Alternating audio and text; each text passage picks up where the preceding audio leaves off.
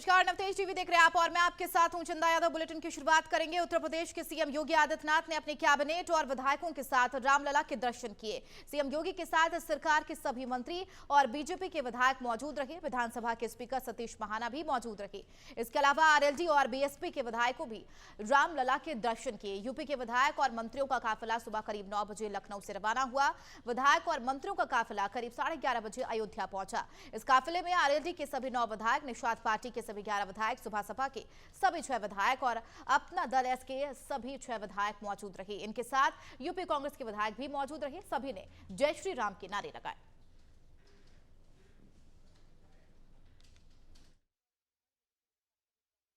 जी, हमारे दूसरे उप मुख्यमंत्री जी और सभी मंत्री परिषद के सदस्यों ने भगवान श्री रामलला का दिव्य दर्शन किया है। मन आनंदित हो गया। हनुमान जी को भाव से उनके चरणों में प्रणाम किया है। 2024 में 400 पार का आशीर्वाद मांगा है। सपा को समाप्तवादी पार्टी बनाने की प्रार्थना किया है। वो क्षण है, कभी त्रेता में भगवान राम के अंदर निषाद राज ने दर्शन किया था और सेना दे के रावण राज खत्म किया था। आज एक फिर निषाद राज के वंशज डॉक्टर संजय को 500 बरस बाद दर्शन करने का अवसर मिला। और मैं बधाई दूंगा मोदी योगी को और उन संघर्षशील साथियों को जिन्होंने आहुति दी, संघर्ष किया 500 बरस तक लंबे संघर्ष। ये राम का धैर्य और मर्यादा। राम जन्मभूमि का दर्शन भारतीय सभ्यता, आस्था, संयम और धैर्य का परिचायक है। आज राम जन्मभूमि का दर्शन सौभाग्य का है और सच में ये कलयुग में त्रेता युग की शुरुआत हो गई है।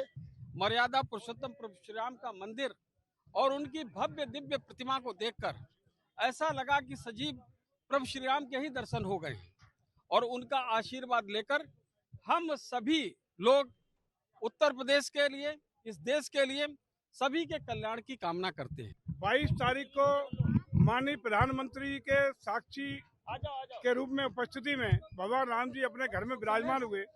आज हम सबका सौभाग्य है कि आज उत्तर प्रदेश विधानमंडल दल के सभी सदस्य, हमारे माननीय विधानसभा अध्यक्ष जी के और विधान परिषद के सभापति जी के नेतृत्व में सारे माननीय मंत्रीगण, माननीय मुख्यमंत्री के नेतृत्व में एक साथ आकर के भगवान राम जी के चरणों का आशीर्वाद प्राप्त किए हैं। इससे ज्यादा सौभाग्य की बात, खुशी की बात और आशादायी कण कोई हो नहीं सकती है। मैं बहुत ही भाग्यशाली हूँ कि मुझे दूसरी बार आने का मौका मिला है। रामलला ने मुझे दूसरी बार बुलाया है अयोध्या, श्री अयोध्या धाम, और प्राण प्रतिष्ठान के कार्यक्रम में भी मुझे आने का मौका मिला था। तो मेरे लिए तो पर्सनली बहुत ही खुशी की बात है। आज पूरा देश, पूरा प्रदेश एकदम गौरवान्वित है और उनकी दर्शन पाने के लिए लालायित था। हमारे मुख्यमंत्री योगी आदित्यनाथ जी के नेतृत्व में पूरी विधानसभा और सारे एमएलसी आज दर्शन के लिए आए हैं। हम लोग अपने को धन्य मानते हैं कि जो इस तरीके का दर्शन आज और प्रभु श्री राम की जन्मस्थली पर आए और आज 500 साल पुरानी जो एक हम लोगों की कहना चाहिए करोड़ों करोड़ लोगों की आस्था और एक सपना था, उसको साकार होते देखा कि प्रभु श्री राम आज राम जन्मभूमि पर विराजमान हुए। और 22 तारीख को माननीय प्रधानमंत्री जब आए तो प्राण प्रतिष्ठा हुई और उसके बाद आदरणीय योगी आदित्यनाथ जी ने जिस तरह का इंतजाम किया है, जिस तरह से श्रद्धालु आ रहे हैं, प्रॉपर तरीके से आ रहे हैं, आराम से जा रहे हैं, ये अपने आप में बहुत ही कहना चाहिए भावुक करने वाले पल भी हैं और बहुत गौरवशाली पल है। सच में आज का दिन मेरे लिए बहुत ही अलग है।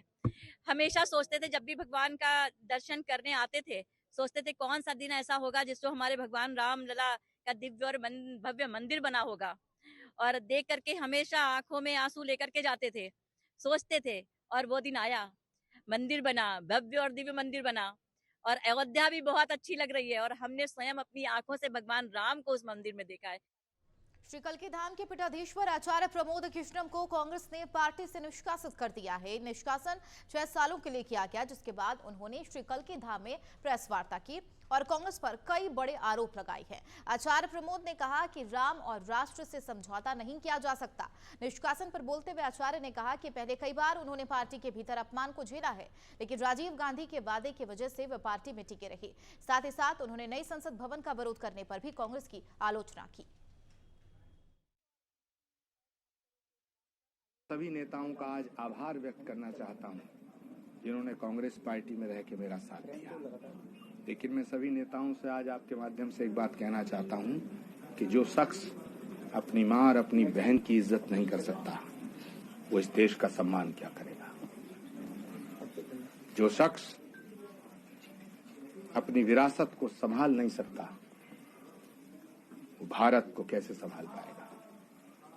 सब अपनी अपनी जगह सोचें, चिंतन करें। राजनीति छोटी है, राष्ट्र बड़ा है। उन्होंने सनातन को खत्म करने की कसम खाई है और हमें ये जिद है कि ये झंडा दुनिया में लहराएंगे। क्या चाहती है कांग्रेस, क्या नहीं चाहती है, जो कांग्रेस का वर्तमान स्वरूप है, कांग्रेस की जो वर्तमान हालत है, उसके लिए मैं जिम्मेदार नहीं हूँ। उसके लिए वो जिम्मेदार हैं जो पिछले 15 सालों से कांग्रेस के फैसले कर रहे हैं। ये सवाल उनसे पूछिएगा कि कांग्रेस की बर्बादी का कारण कौन। भाजपा किसान मोर्चा के पदाधिकारी और कार्यकर्ता पूरे देश के लगभग 2 लाख गांव में ग्राम परिक्रमा यात्रा निकालने जा रही हैं, जिसमें राजस्थान के भी 44 गांव शामिल हैं। आपको बता दें, इसका शुभारंभ 12 फरवरी को किसान मोर्चा के राष्ट्रीय अध्यक्ष राजकुमार चाहर और भाजपा के राष्ट्रीय अध्यक्ष जेपी नड्डा के नेतृत्व में देश की राजधानी क्षेत्र के साथ पूरे देश में होगा। इस कार्यक्रम के माध्यम से भाजपा किसान मोर्चा लोकसभा चुनाव 2024 का बिगुल फूंकने जा रही है। इस यात्रा के उद्देश्य के बारे में भाजपा किसान मोर्चा के राष्ट्रीय मंत्री राम नरेश तिवारी ने कहा कि पीएम मोदी की योजनाओं ने हर बार पंक्ति में खड़े अंतिम व्यक्ति तक को लाभान्वित किया है। भाजपा के लिए सबसे वंचित और पिछड़े व्यक्ति तक पहुंचना सिर्फ एक चुनावी वादा नहीं, एक संकल्प है। किसान सम्मान निधि, पीएम आवास योजना, जल जीवन मिशन और आयुष्मान भारत जैसी अनेक योजनाएं इस बात की साक्षी है कि मोदी सरकार अंत्योदय के सिद्धांत को समर्पित है। और क्या कुछ कहा राम नरेश तिवारी ने, आइए आपको सुनाते हैं।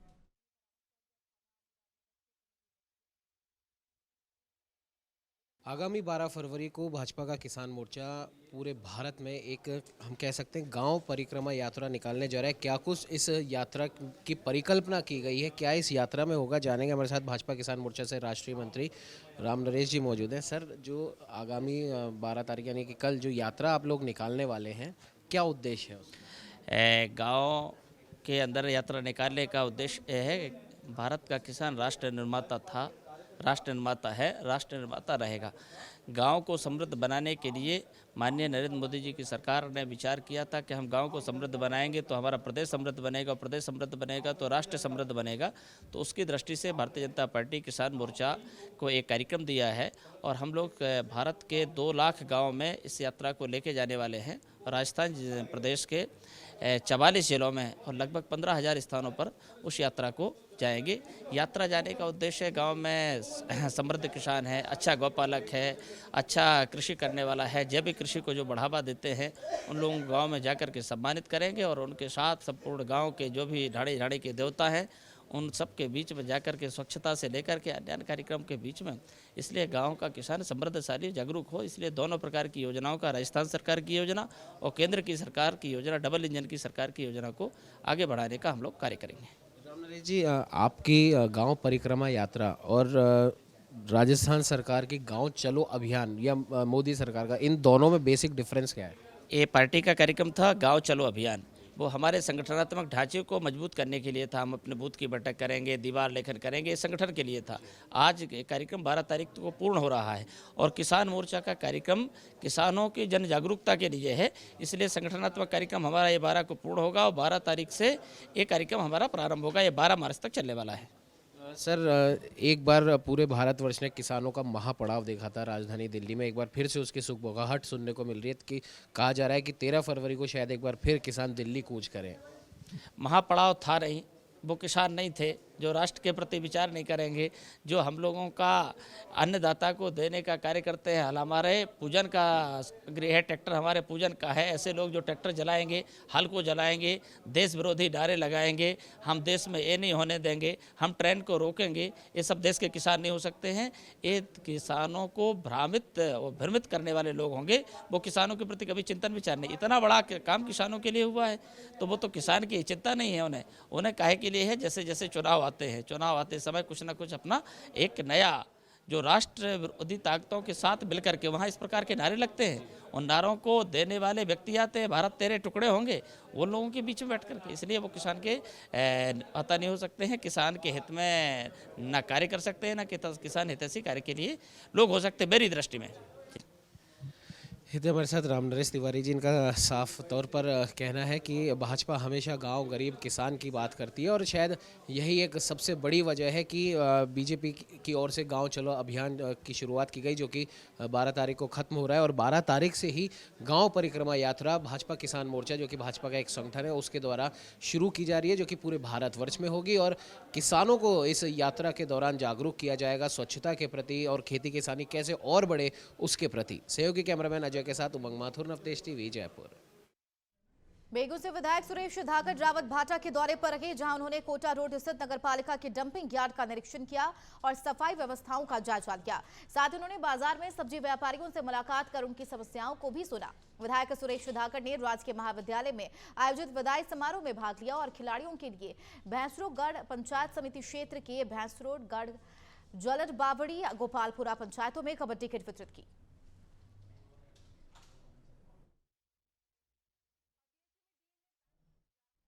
उधर बीकानेर के नागौर सीमा पर स्थित मुलवास सलवा गांव में 3 बेटों ने अपने पिता की स्मृति में पद्म स्मारक बनवाया है।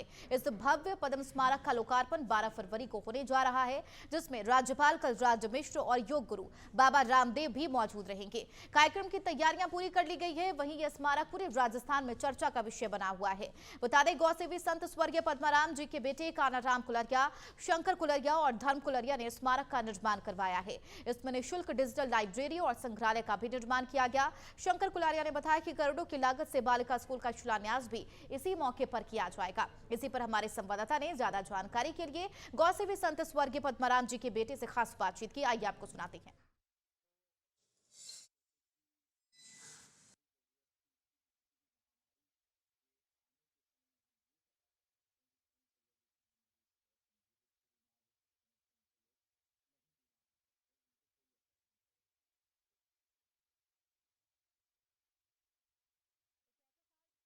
पिता पुत्र का प्रेम एक प्रेरणा बनकर राजस्थान के मूलवास गांव में सामने आया है। यहाँ पर मूलवास सीलवा में पद्म स्मारक एक चर्चा का विषय बना हुआ है और एक बहुत बड़ा कौतूहल का विषय बना हुआ है और ये बहुत बड़ी भव्यता लिए हुए रेगिस्तान के कण कण को गुंजायमान कर रहा है। और पद्म स्मारक में ये जो आज संत पद्माराम जी की जो प्रेरणा एक एक कण में झलकती दिखाई दे रही है, इसको बनाने वाले पिता की याद में चिर स्मृति एक स्मारक खड़ा कर दिया कानाराम जी कुलरिया, शंकर जी कुलरिया और धर्म जी कुलरिया ने। पिता और पुत्र की प्रेम की ये जो मिसाल है, ये आज खुद बयां करेंगे संत पद्माराम जी कुलरिया के सुपुत्र शंकर जी कुलरिया आज हमारे साथ मौजूद हैं। जानते हैं शंकर जी, क्या ऐसी प्रेरणा रही है कि आपने इतना भव्य जो स्मारक खड़ा कर दिया उनकी स्मृति में? ये जितना भी मैं पिताजी के बारे में कहूँ और ये प्रेरणा के बारे में कहूँ या ये स्मारक के बारे में कहूँ, हर शब्द के पीछे पिताजी का नाम आएगा, क्योंकि प्रेरणा भी उनकी है और उनके संस्कार भी उनके हैं। पूरे जन्म में मैं कह सकता हूँ 45 साल में जब भी, क्योंकि मैं अभी 50 साल होने जा रहा हूँ, तो 5 साल के बाद में जो भी मैंने सीखा पिताजी से सीखा, चाहे वो बिजनेस की बात हो या संस्कारों की बात हो या एक परिवार के संस्कार को आगे बढ़ाने की बात हो। तो ये जो आप देख रहे हो, ये स्मारक पिताजी की सोच थी कि इस एरिया के अंदर हमारे बच्चों के लिए कुछ करें, जो हम स्कूल के रूप में हम करने जा रहे हैं। लेकिन स्कूल के अंदर भी आज अभी गवर्नमेंट की तरफ से काफ़ी अभाव था, तो हमने सोचा क्यों नहीं हम एक लाइब्रेरी के बारे में सोचें, जो लाइब्रेरी हम कह सकते हैं राजस्थान के ये दौरों के ऊपर शायद ही पहली ऐसी लाइब्रेरी होगी जो कम्प्लीटली डिजिटल है, वायरलेस है, और न कि वायरलेस और डिजिटल है कि ये कंस्ट्रक्शन भी ऐसा डिज़ाइन का किया हो तो हर बच्चा यहाँ पे आके बहुत कुछ सीख के जाएगा। ये इस गांव के लिए बहुत अच्छी एक सौगात भी है। तो ये सोच भी पिताजी की है, संस्कार भी पिताजी की हैं डूंगर जी। कुलराज जी, हम जानना चाहेंगे कि इस स्मारक में ऐसी कौन-कौन सी जो विशेषताएं हैं जो शोधार्थियों को मिलेगी और क्या-क्या इसमें संजो के आपने रखा है? इसके अंदर तो मैं बोलूँगा बच्चों से लेके और उम्र-दराज लोगों तक की भी प्रेरणा मिल सकती है। लाइक मैं कह सकता हूँ बच्चों के लिए ये लाइब्रेरी हो गई, यंगस्टर के लिए एक पिता-पुत्र का प्रेम का मैसेज जा सकता है, और एक उम्र-दराज के लिए मैं ये मैसेज दूँगा कि पिताजी ने ज़िंदगी भर उतार-चढ़ाव का पूरा जीवन जिया, जब वो 50-52 साल की ज़िंदगी पड़ाव पार कर रहे थे, तब उनको लगा कि अभी हमारे बच्चे पूरे संपन्न हैं, सब सेटल हो गए, तब उन्होंने नई ज़िंदगी की शुरुआत करी और 55 के बाद में 83 तक की जीवनी आप देख सकते हो अंदर। तो एक सीनियर सिटीज़न के इंडियन के मैं बोलूँगा कि उनके लिए एक प्रेरणा है कि पिताजी ने 55 से 83 की एज में क्या किया, हर कोई भाई उस एज में आके करे ताकि ये एक हिम्मत का मैं कह सकता हूँ इससे हिम्मत मिलती है उम्र-दराज़ लोगों को कि भी उस उम्र में आके हम भी कुछ कर सकते हैं जो पिताजी ने किया।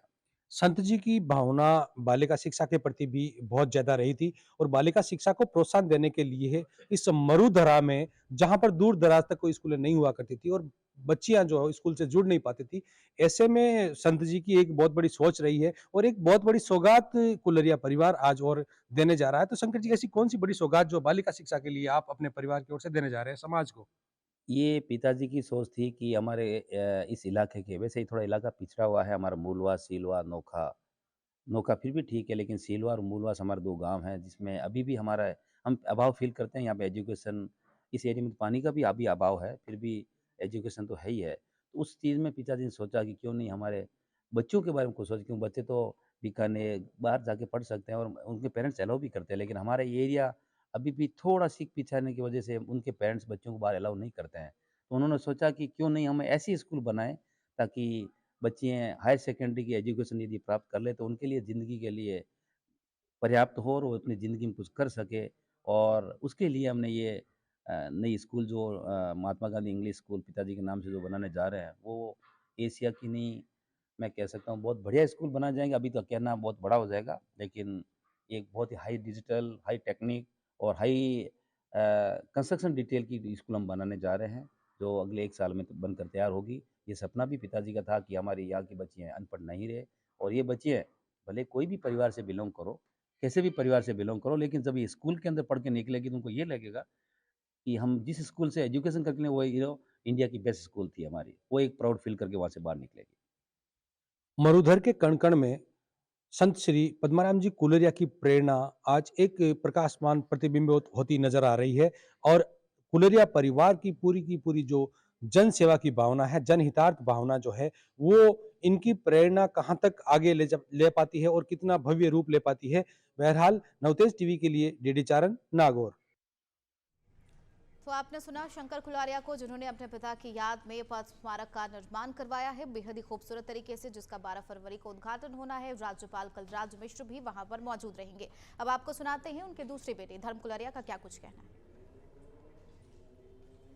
उनके प्रेम की ये एक बहुत बड़ी मिसाल जो राजस्थान के सीलवा गांव में देखने को मिल रही है और पद्म स्मारक पूरी राजस्थान भर में एक चर्चा का विषय बना हुआ है और पिता के लिए पुत्रों का जो समर्पण है आज स्मारक के रूप में उद्घाटित हुआ है और मैं यहाँ अभी पद्म पैलेस सीलवा में मौजूद हूँ और आज हमारे साथ पद्माराम जी कुलरिया जो संत स्वर्गवासी हो चुके हैं उनकी चिरस्मरण एक स्मृति बनी है पद्म पैलेस और पद्म पैलेस को लेकर किस तरह उत्साहित हैं उनके पुत्र आज हमारे साथ मौजूद हैं धर्म कुलरिया से हम बात करेंगे कि किस तरह का ये स्मारक है और इनके पीछे क्या मंशा रही होगी।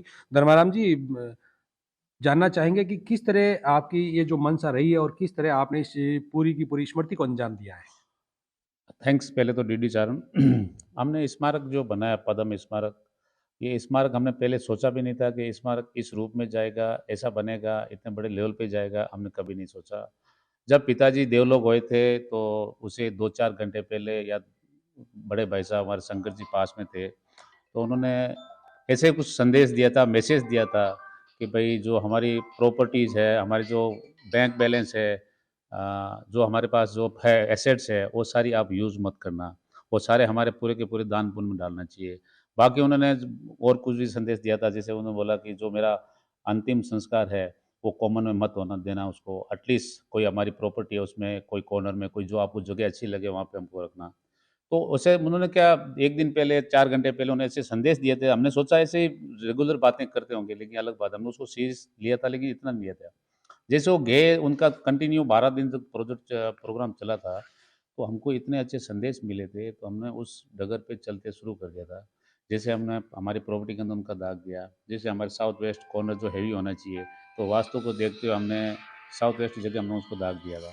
तो वहाँ पे हमने एक अच्छी डिज़ाइन बनाई, एक डिज़ाइन बनाई, 2 डिज़ाइन, एक डिज़ाइन एक हमारे आर्किटेक्ट ने इतनी अच्छी डिज़ाइन बना के दी ताकि हमने सोचा कि इस डिज़ाइन को हम बनाए, हालाँकि बहुत टफ कंस्ट्रक्शन था, एक फिर भी हमने उसको बनाया तो आज उस लेवल पे वो कंस्ट्रक्शन चला गया, तो उस कंस्ट्रक्शन को हमने डिजिटल लाइब्रेरी में डाल दिया उसको, म्यूज़ियम में डाल के रखा उसको और प्लस पिताजी की जो मूर्ति बनाई है और गौ की मूर्ति जो बनाई, हम उसको एक संदेश के रूप में हम देखना चाहते हैं, अभी हर बच्चे, बूढ़े, यंग कोई भी आए, यहाँ से संदेश लेके जाए, यहाँ से मैसेज लेके जाए कि पिता को कैसे सेवा करनी चाहिए, पेरेंट को कैसी सेवा करनी चाहिए, बड़ों की कैसी रिस्पेक्ट करनी चाहिए और बच्चों को यहाँ से सीखने क्या मिलता है। जैसे हमारे आस-पास गाँव हैं छोटे-छोटे, तो यहाँ पे बच्चे आते हैं, तो बच्चों को डिजिटल लाइब्रेरी अभी तक पता नहीं है, तो ये लोग बच्चे यहाँ आए, बैठे 1 घंटा, 2 घंटा अपडेट करें, मॉडर्न चीज़ें क्या होती है, अपडेट क्या होती है, डिजिटल लाइब्रेरी क्या-क्या होती है, वो इसके लिए हम इस संदेश के लिए हमने ये सारी चीज़ें बनाई इसमें। धर्म जी, ये जो स्मारक है, इसके उद्घाटन में बहुत बड़ी हस्तियां जो आ रही हैं और साधु संतों का भी यहाँ पर आगमन होगा। कौन-कौन से ऐसे बड़े संत आ रहे हैं और क्या-क्या व्यवस्थाएं उनके लिए की गई है? अभी साधु संत तो आ रहे हैं, कोई बॉम्बे से आ रहे हैं, कोई दिल्ली से आ रहे हैं, कोई देहरादून से आ रहे हैं, कोई पूना से आ रहे हैं। जैसे अभी देहरादून से हमारे बाबा रामदेव जी आ रहे हैं, बालकृष्ण जी भी आ रहे हैं और ऋषिकेश से मुनि जी आ रहे हैं, पूना से हमारे गोविंद गिरी जी आ रहे हैं और अपना ऋषिकेश से अपना गुरु शरणानंद जी भी आ रहे हैं, मुरलीधर जी महाराज जी भी आ रहे हैं। हमारे पड़ोसी यहाँ बजरंग महाराज जी वो भी पधार रहे हैं, प्रतापपुरी जी आ रहे हैं, हमारे सुखदेव जी महाराज जी आ रहे हैं कोलाई से, तो महाराज जी बहुत सारे आ रहे हैं और व्यवस्था हमने वहाँ पे सामने हमारे मोबाइल टेंट लगा के रखे हैं सारे उनको रहने के लिए, नाइट होल्ड करने के लिए।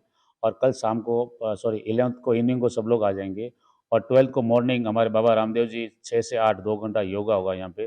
तो योगा भी बड़े लेवल पे होगा, एटलीस्ट हमारी प्लानिंग चल रही है कि योगा में करीबन 3 साढ़े 3 हज़ार लोग यहाँ पे योगा में भाग लेंगे। तो योगा का भी प्रोग्राम होगा, 8 से 9 तक 1 घंटा योगा होगा और 9 के बाद 1 घंटा ब्रेक रहेगा, 10 बजे हमारा मंच स्टार्ट होगा और सवा 10 बजे हमारा रिबन का मुहूर्त है, हम सवा 10 बजे रिबन काटेंगे और 10 बजे सवा 10 के बाद हमारा मंच उद्घाटन होगा और 12 बजे हमारे गवर्नर साहब की प्लानिंग चल रही है, 12 बजे गवर्नर साहब, 12 से 12:30 हमारे गवर्नर साहब यहाँ पे रहेंगे।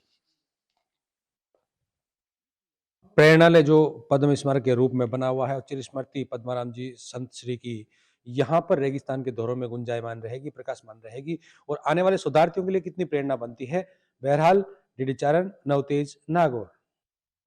अनूपगढ़ के बाईपास हनुमान मंदिर से अयोध्या के लिए 35 राम भक्तों का जत्था रवाना हुआ है। भारत विकास परिषद के कार्यकर्ता और नगर परिषद सभापति श्रीमती प्रियंका बेलान ने सभी राम भक्तों को शुभकामनाएं दी। इस दौरान सभी ने जय श्री राम के जयकारे लगाए और यात्रा मंगलमय होने की शुभकामनाएं दी।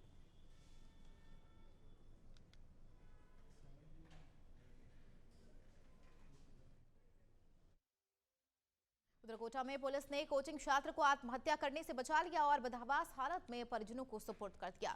पुलिस अधीक्षक शरद चौधरी ने जानकारी देते हुए बताया कि उन्हें सूचना मिली थी कि कोटा में एक कोचिंग छात्र आत्महत्या करने वाला है। कोचिंग सेंटर के हॉस्टल में छात्र ने अपने आप को कमरे में बंद कर रखा था और भारी अवसाद में था। पुलिस ने छात्र को कब्जे में लेकर उनके परिजनों को सूचना दी। पुलिस अधीक्षक चौधरी ने बताया, जिला प्रशासन और पुलिस लगातार कोचिंग छात्रों को अवसाद से निकालने के लिए प्रयास कर रही है।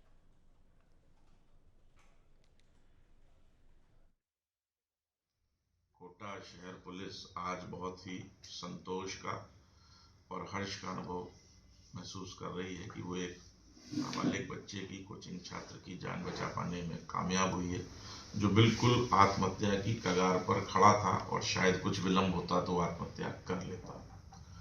कल हम हमारे महानिरीक्षक महोदय जिनका स्थानांतरण हुआ है, उनके फेयरवेल पार्टी की तैयारी कर रहे थे, इसलिए काफ़ी सारे अधिकारी, मेरे एडिशनल एसपीज वगैरह सब हम एक साथ थे। तभी वाराणसी पुलिस के साइबर सेल से हमें एक इनपुट मिला। वाराणसी में किसी बच्चे ने आत्महत्या करी, उसके मोबाइल में कुछ कॉन्टैक्ट लिस्ट होगी, उसमें किसी एक बच्चे जो कि कोटा में अध्ययनरत था, उसकी कुछ डिटेल मिली जिसमें कि इंगित कर रखा था, उसने कुछ सेंटेंसेस लिख रखे थे जिससे इंगित हो रहा था कि वो भी आत्महत्या की ओर अग्रसर है और आत्महत्या करेगा। उस इनपुट पे हमने उसको डेवलप किया, जो हमें आधा पौन घंटा उसे डेवलप करने में लगा और उसके पश्चात फिर हमारी सारी टीमें जो उसकी सी लोकेशन आई, उसको तलाश में कि वो किस जगह बच्चा मिलेगा। हमने पूरा, यहाँ पे नहरें बहुत हैं, नहरों का इस्तेमाल होता है आत्महत्या के लिए या पंखे का बंद कमरे में होता है, तो सारी टीमें लगा दी। हमारे चारों एडिशनल एसपी, डिप्टी एसपी, 200-250 आदमी और सारे सब हम भाग रहे थे। एग्जैक्ट पिन पॉइंटेड लोकेशन जहाँ बच्चे की है वहाँ तक हम पहुँच पाएँ यूपी के सोनभद्र में जंगलों में लकड़ी माफियाओं का आतंक बढ़ता जा रहा है। यह माफिया जंगल से अवैध रूप से लकड़ी काटकर व्यापारियों तक पहुंचाते हैं। वे प्रशासन भी इस मामले में कोई सख्त कार्रवाई करता नजर नहीं आ रहा। आरोप है कि वन विभाग के अधिकारी लकड़ी माफियाओं का साथ देते हैं।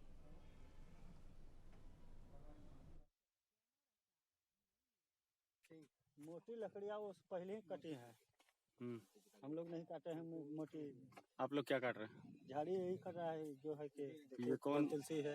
ये कौन परमिशन देता है वन तुलसी की? अब ये तो हमको नहीं पता है, जो कटवा रहे हैं वही लोग जान रहे हैं। कौन कटवाता है? आप लोगों को कौन बोला? आज आए हैं, कैसे कैसे आज बुला लिया? हम लोग तो ऐसे ही नहीं आते हैं, लेकिन आज चले आए हैं। नहीं तो कौन बुलाया आपको? अरे अब कैसे बताएंगे ऐसे कि हम लोग क्या जान रहे हैं। सर, सुकृत वन रेंज में वन तुलसी की कटान हो रही है और उसके साथ साथ पेड़ों की भी कटान हो जा रही है। क्या मामला है सर और क्या कार्रवाई की जा रही है इस पे? कार्रवाई ये जो जाड़े के समय में गांव वाले भी काटते हैं, उसके साथ अभी कार्रवाई की गई है। कोरैया कुछ कटा है, जिस पे आवश्यक कार्रवाई केस काटे गए हैं। सर, एसडीओ साहब से बात हुई, उन्होंने कहा कि हमारे क्षेत्र से एक रोरा नहीं उठना चाहिए, ऐसे में वन तुलसी की कटाई भी नहीं होनी चाहिए। बिल्कुल नहीं होनी चाहिए, जितना संज्ञान में आने पर कार्रवाई होती रहेगी। लेकिन लगातार देखा जा रहा है कि वन क्षेत्रों में बाकायदे ट्रैक्टर और वो उसको काटने के लिए मशीन लेकर के जाते हैं।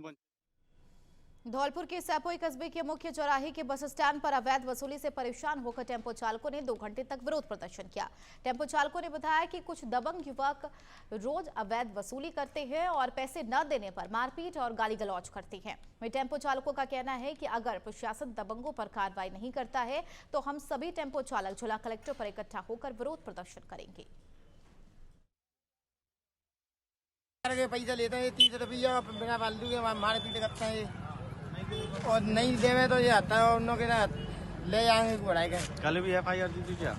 कल दे दी है वरना कल हमारी सुनवाई ना करी, कल कार्रवाई ना करी। और 30 रुपया हर चक्कर सवारी टेम्पू कर लेते हैं और ना दे तो मारपीट करते हैं, जबरदस्ती करते हैं। और आज बढ़े तो गाय के लॉज और बहुत बुरी मारते हुए सबने। और पाली जिले में अजमेरी फाटक के पास चोरों ने एक ज्वेलरी शॉप को निशाना बनाया और 1.5 लाख रुपए के गहने और कैश लेकर फरार हो गए। बड़े दुकानदार ने बताया कि थाने में मामला दर्ज कराया है और पुलिस सीसीटीवी फुटेज के माध्यम से आरोपियों की तलाश में जुट गई है।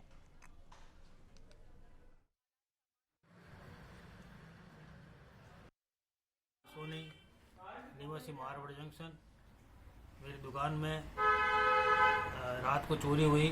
करीब 1.5 लाख रुपए के जेवर और नकदी लेके अज्ञात चोर मेरी दुकान से तिजोरी तोड़ करके सामान निकाल के फरार हो गए। मामला दर्ज करवाया आपने?